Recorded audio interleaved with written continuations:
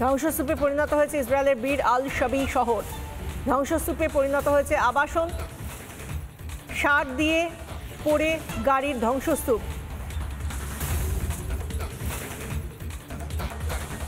বীর আল সাবি বা বীর আসাব, এই সব শহরগুলোরই কিন্তু একই ছবি।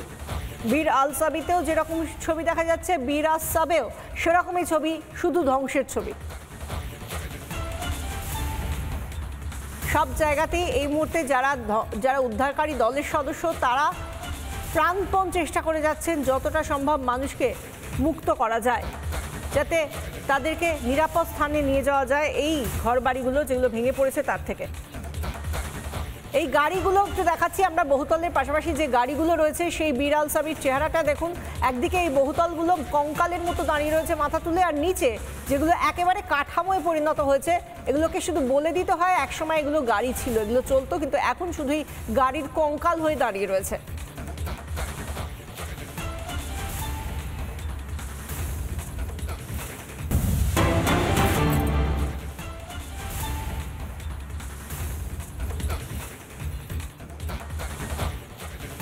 এইটা আমরা দেখতে পাচ্ছি কাতারের যে ছবি, দোহা একটি শপিং মল, সেখানে গতকালের যখন যেভাবে হামলা চালিয়েছিল ইরান, মিসাইল হামলা, এবং সেই সময় প্রচুর মানুষ এই শপিং মলের ভিতরে ছিলেন, তাদের মধ্যে হুড়োহুড়ি পড়ে যায়। তারা ভাবতে পারছিলেন না কোন দিকে যাবেন। কাতারের এত বড় একটা শপিং মল, ইরাক ও কাতারে মার্কিন সেনাঘাঁটি লক্ষ্য করে হামলা, বিস্ফোরণের জেরে আতঙ্ক কাতারের স্থানীয়দের মধ্যে। বিলাসবহুল শপিং মলে হুড়োহুড়ির ছবি।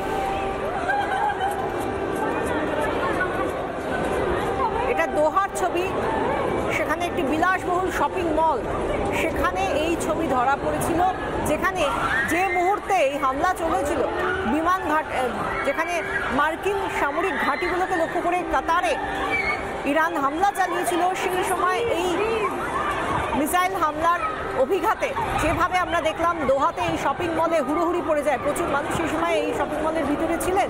তারা কোন দিকে কোথায় কে দৌড়বেন, চিৎকার, আতঙ্ক তাদের প্রত্যেকটা মুহূর্তে। তারা জানেন না যে কে কোথায় যাবেন।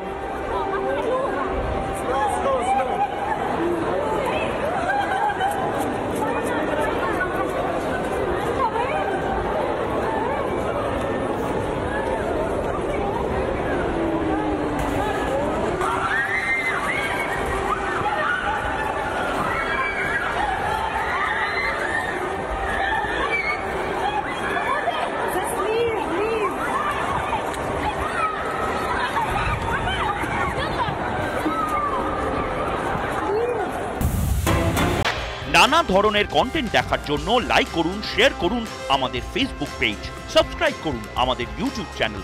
পাশাপাশি অন্যান্য ব্রেকিং নিউজের জন্য অবশ্যই চোখ রাখুন রিপাবলিক বাংলায়।